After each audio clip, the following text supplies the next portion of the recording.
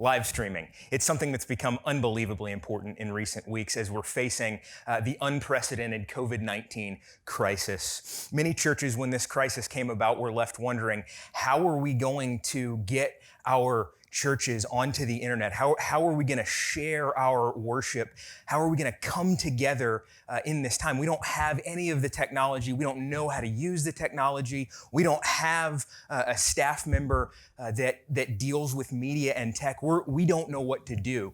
And so I'm making this video and a few videos to follow, hopefully to help with that and to help you small and medium-sized churches, pastors, staff members at those churches to try and help you get set up with not only a setup that's going to get your stream onto the internet, but something that's going to do it at a high quality, something that's going to look good. There was a joke, a meme, something going around a couple weeks ago that I saw about pastors scrambling to make their service not look like it was an Al-Qaeda hostage video, something like that.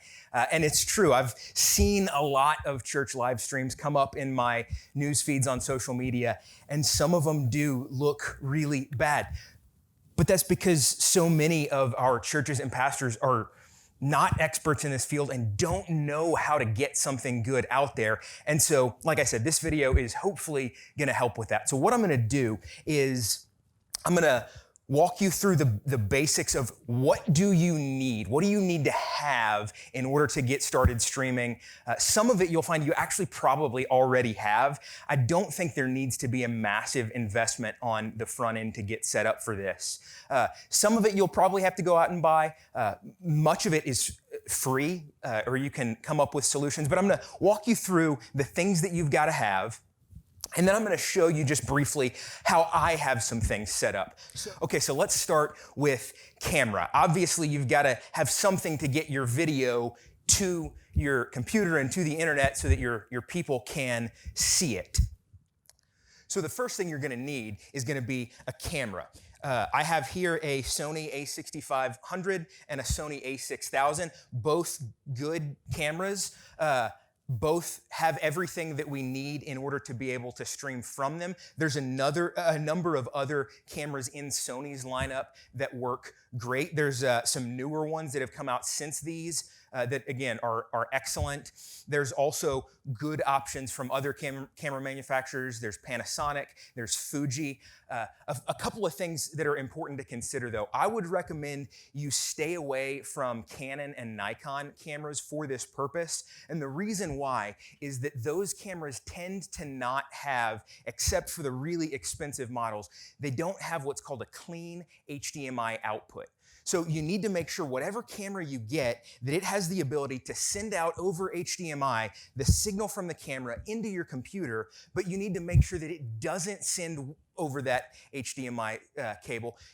You need to make sure it doesn't send all of the information that shows up on the screen of the camera, the exposure information, the focus points, the settings, all of that. You don't want that in your stream. There's a lot of good options. If you look at used, if you look on eBay, those kinds of places, you should be able to find a good deal if you don't have one already that will meet the needs that you have. The next thing you're going to need to go with that is a lens.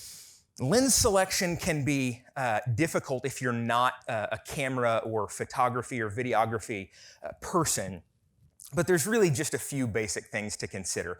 You want something that's quality. Cheap lenses abound, but often the quality is not great, and it really has an impact on the look of your video. The kit lens that comes with a camera, if you get one with a kit lens, it's fine, it'll work. It'll do what you need it to do most likely, but it's just not gonna look its best. And often you can forego the kit lens, just get the camera body only, and then buy another lens that'll better suit your needs elsewhere. I currently am using a vintage lens, actually. This is an old Canon lens adapted to my Sony camera. If you've ever seen the old style, kind of retro looking silver Canon film cameras, this is the lens that comes off of those. And it works great. It looks awesome. I actually just a few days ago replaced the lens that I was using for our stream. I was using a brand new Sigma 30 millimeter 1.4 lens, I think it was like a $400 lens, and I replaced it with this one that I had bought for $50 as a novelty, and I really do think it looks better. With an older lens, you're going to have to manually focus, but actually I would recommend you do that anyway in your services, at least if you're able to have stationary shots, and maybe you're panning the camera back and forth. If the distance is about the same between maybe your musicians and your pastor, manual focus works really well. There's a tool in most cameras, most mirrorless cameras, called focus peaking. You can turn that on in the settings, and it'll show you what's in focus and what's not. So you just turn the little ring, get it sharply in focus, and then you can leave it and set it. The reason that I like to recommend doing that, and the reason that that's what I do, is because if you've got subjects that are moving around at all with video, if you have the autofocus turned on, what can happen is that sometimes the camera will decide, I'm not sure that I have the right thing in focus, so it'll hunt. So you'll see, it'll be quick and subtle usually, but the camera will go out of focus and then back into focus, and it can be really distracting. So I have that turned off. I'm just using manual focus. So vintage lenses with adapters to go to whatever camera you have can be a great option, and again, really, really affordable. If manual focus is something that's going to work for you. If that's not the case, just make sure of a few things when you're buying your lens. Make sure that the mount that it comes on is going to fit your camera. Look and see what kind of camera you have, what kind of mount it has, and make sure to get the lens that has the mount that matches up to that. And the other thing to keep in mind is your sensor size. This is a smaller sensor. It's what's called an APS-C sensor. It's like I said, a smaller size than the standard, what they call full frame sensor, which is the equivalent of 35 millimeter film. That's kind of been the industry standard. And the reason that matters is if you've got a full frame lens or a full frame camera and you put an APS-C lens on it, even if it has the right mount and it'll fit, you're going to have some problems to work around where that lens is expecting to focus down the light to a small sensor, but then there's a big sensor, so you've got kind of a ring around the edge, some vignette, those kinds of things. So keep that in mind. But again, it's not too hard. Most options are going to work for you. The things that really matter are, is this going to fit my camera for this purpose? And what can I afford? Do I need it to have autofocus? Is manual focus okay? And then beyond that, your focal length and your distance from the stage where you can put your camera, that's going to matter for you for the way that you're able to frame your shot. And that also is something that's affected by the sensor size. There's what's called a crop factor. It's some math that you do to convert the millimeter rating on the lens to back and forth between the two sizes. So that gets pretty complex. I don't think you need to worry about that a lot. And there's tons on the internet about it if you want to look it up. But yeah, get you a lens that matches your camera, that is going to be a good quality one. You'll see the aperture number on it. So you'll see like this is a 50 millimeter f1.8. So f1.8 is that aperture number. Just real quickly what that means. The smaller that number is, that's going to impact the exposure, how much light is getting to the camera, and it's also gonna impact the depth of field. So how deep of an area is in focus.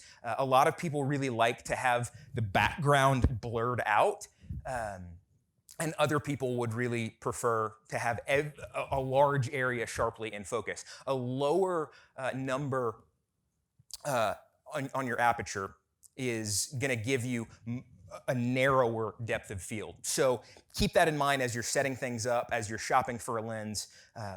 But that's your first thing that you need, is your camera and your lens. The next thing that you're going to need is a way to get that signal into your computer. Now, you're going to need for that what's called some kind of capture device, a video capture device. If you've got a tower computer that has expansion slots inside of it, you can buy a card, a capture card that'll plug into one of the slots in there. If you don't have that, if you're using a computer that doesn't have that ability. Maybe it's a Mac computer that you can't get to the inside of. Maybe it's a laptop, whatever. You'll need an external one, and those are typically going to connect over Thunderbolt, over USB. There's a few different connection types, but find you a capture card. I have two that I use. I'll show you those.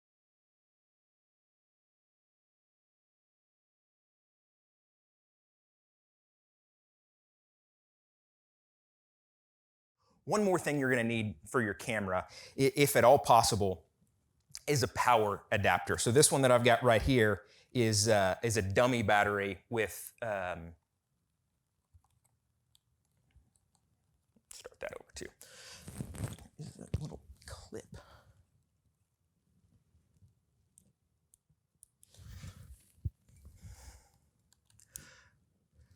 Okay, so one more thing you're going to need for your camera is some kind of power adapter. I have here a dummy battery, so this is just a battery with a cord coming out of it. It's not actually a battery, it's just a shell, but it connects into the camera where the battery would, and then this plugs in to just my normal power. You want to use that because you don't want to have your camera battery die during the middle of your service. That's a bad thing to have happen. So if you can get some kind of external power going into your camera, that's really beneficial. I like using the dummy batteries because they're just easy, they're reliable, they're not expensive. I think this was like $12, something like that. So that helps a lot, especially because some cameras don't have very good battery life. The battery will not last very long at all. So that's just a really helpful thing to have. Well, now that we've got our video coming into our computer with our capture device, we need to get audio from our sound system into our computer as well, so that what our people hear sounds good, sounds the way we want it to sound, so that they can hear what they need to hear, so that things are balanced, all of those kinds of things. There's a few ways you can do that. I am using a couple of different USB audio interfaces. One of them is my main soundboard. It has a USB output on it, and it's great. I love it. I'm using it to control everything. But since my computer is set up so far away, I've got another small one that I'm using just to send the signal into the computer. So I've got cables run through my normal snake from the back up to the front, and then that is plugged into my computer. And that gets me a good quality audio signal into my computer. There's lots of options for audio interfaces that you can get. Some of them are even as cheap as $30 or $40. This little one that I have was less than $100, and it works great. So there's a lot of options there. You want to try, if you're able, to avoid using the microphone in the camera to just pick up what's in the room, or using the 3.5 millimeter microphone input on the back of your computer. Both of those are gonna give you less quality than what you really want. So if you're able to do something a little bit more, get an interface, and that's gonna help you. It's gonna take you a really, really long way. Okay, so we're getting close. You've got a camera, you've got a lens, you've got a power solution, you've got a video capture card, you've got an audio interface. You're almost ready to go. What do you need next? You need to have an account set up with whatever service you're gonna use for streaming. YouTube, Vimeo, Facebook, there's lots of options, lots of solutions that you can use. I'm using YouTube. I think it's easy to use, it's reliable, I know what I'm getting, I know that it's gonna work when I need it to. It's easy for me to embed content into my website, to connect it to my other social media accounts, all those kinds of things. I like using it. You can use others. I will give you one piece of information on that as you think through choosing what service you want to use. YouTube, another reason that I think it's great and that I would recommend it, is anybody that has a smart TV or an Apple TV or a Roku device, any of those kinds of things, can download the YouTube app on that device, and they can watch as a family together in the living room. They can watch the service on the TV instead of huddling over a computer screen or around a phone, or everybody watching individually on their phone or iPad or laptop.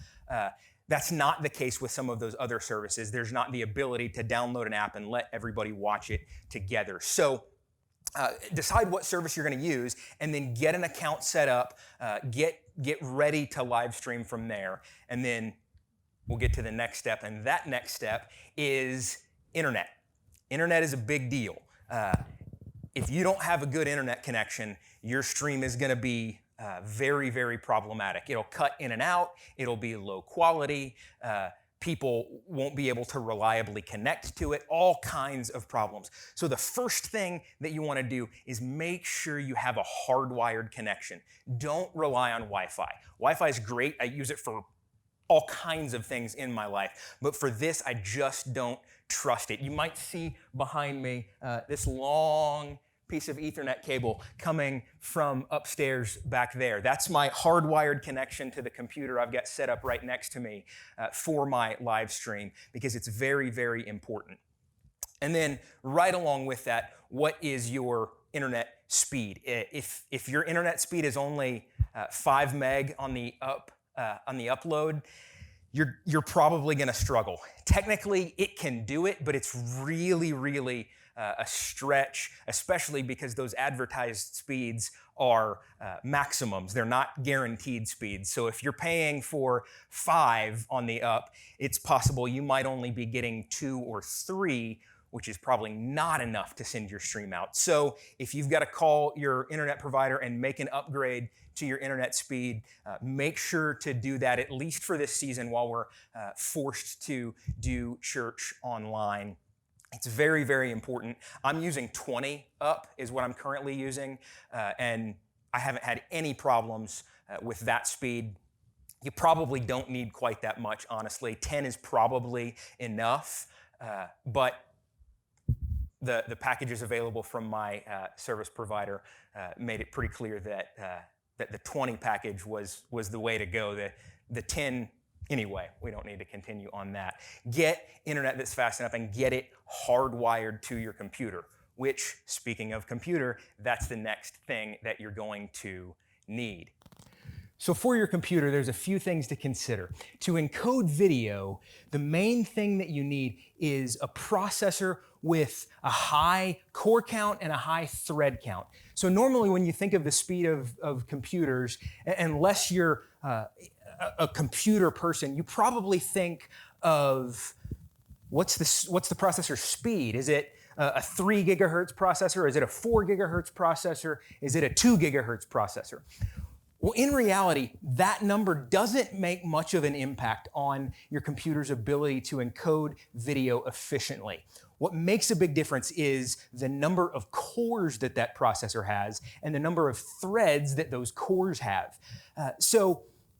As you're looking at computer options, as you're looking at the computers that you have or computers that you may invest in, consider those things. And if you can get a computer that has a processor with a lower clock speed but has more cores and more threads, often you can get that at a cheaper price than the one with the faster speed, and that's going to have a big impact on your ability to stream. So I've got 2 computers here that I'm using, and I want to tell you a little bit about each of them. This one is the main streaming computer that I have. You probably can't see it very well. I've got a lot of stuff going on here, but it's a Dell Precision T3600.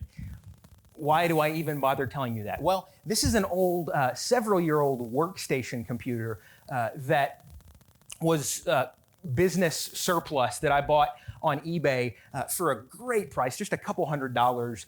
And like I was mentioning about those processor speed things, it's got a pretty low speed on the processor, but it has a lot of cores and a lot of threads. And so it can just chew through video. So I'm able to quickly and efficiently encode the video to send it out to my stream and have some headroom to be able to do other things as well.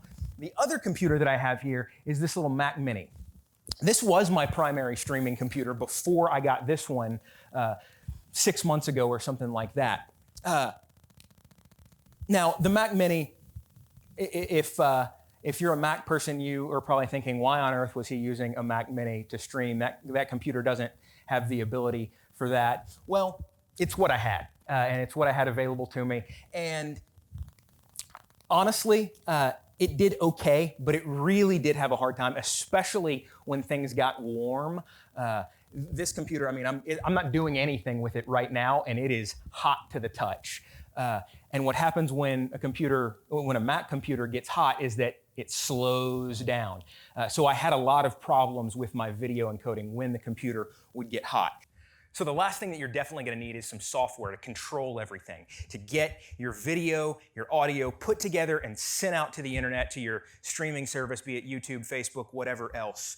You need the software for your computer to control it. So that means two things. It means make sure you download all the drivers for the hardware that you have. So your video capture card, capture device, your audio interface, make sure that the drivers are downloaded and installed for those so that your computer knows what it's talking to when it receives a signal from those devices. And then you're going to need encoding software. And you might be a little bit nervous. You might think, oh no, what's that going to run me? It's going to cost you nothing. There is a great option for video streaming software. It's called Open Broadcaster Software, OBS for short. It works on Windows, it works on Mac. It's really powerful. It's a great little piece of software. It's a little bit quirky to use. I'm going to put some videos later giving you some tutorials on how to do some of the things you're going to need to in there to get it set up and running. But OBS is really a good piece of software, and it's absolutely free. It's safe, it's secure. I have had very few problems with it. I've been using it for years. The only problems really I've had with it, beyond some quirks that I just had to figure out how to get around, were situations where I installed an operating system update when I shouldn't have, right when it came out, and it caused the software to not work right because there was some fundamental change to the way that the computer operating system ran. But other than that, it's been a great piece of software, and it's pretty much standard. Any other videos you might be watching or articles you might be reading about getting church live streaming set up, they're probably all going to tell you to use OBS. It's a really great tool. Get that, use that. And at that point, you've got everything you have to have. You can start streaming. Once you get all that and get it set up, a lot of it you probably have. Or maybe someone in your church has it that you can borrow. You may have a camera that you use for other things that's going to work. Somebody in your church may have one that they can let you use. You may have a computer that's going to be powerful enough to stream everything. You may already have the internet that you need. So there's a lot of things that probably aren't going to cost you anything. There's solutions for free or for very cheap. There's one more thing that I want to bring up. It's not an absolute necessity, but it's almost an absolute necessity for your live stream, and that is lighting. Lighting is so important in video. A video that's not well lit just doesn't look good. It's dull. People's faces are in shadow. It just doesn't look good. It can be real grainy because your camera is having to compensate to get enough light, and so there's what's called digital noise in there. There's lots of problems that come from not having enough light. So use the lighting that you have in your worship space as much as you can. And try to get some additional lighting if you don't have something that's sufficient already. Get lights, add them to the stage. I've got a variety of different kinds here. Some of them were given to me. Some of them were loaned to me. The ones that I'm using right now to light my face are some little LED panel lights that were about $38 a piece, and they work great. If you need to, you could even use something like shop lights. That's definitely not ideal, and you're going to have to get a little creative to diffuse that light. Maybe put a sheet or something in front of it to make it not quite so harsh. But there's a lot of things you can do to get lighting. But really, it's going to mean you're going to need to play around. So get some lighting sources, shine them in the areas that you need them to be, get your camera set up where you're seeing that area, and just tinker with getting the light where you need it, positioned the way you want it so that things look good. One more thing on lighting behind you. I saw a video come up again in my news feed on social media just this morning, and a good friend of mine who's a pastor doesn't have a lot of resources at his church. He was filming, I think he was filming with just a phone camera, but behind him on the stage were two enormous, beautiful stained glass windows. But you could barely see him standing in between them, and there were these blinding white spots on both sides of him. That's really, really not ideal. If you've got lights that are going to be behind your main subjects on the stage, whether it's lighting effects or windows, stained glass, those kinds of things, experiment around with things you can do to either dim or eliminate that light source as best you can. If I was at my friend's church that I mentioned that I saw online this morning, what I would probably be trying to do is go outside and use a heavy fabric or paper or tarps or something on the outside of the building to cover those windows up so that light wasn't coming in. But then you'd have the color behind him, and that would be a really nice accent for the video. It would actually look pretty good.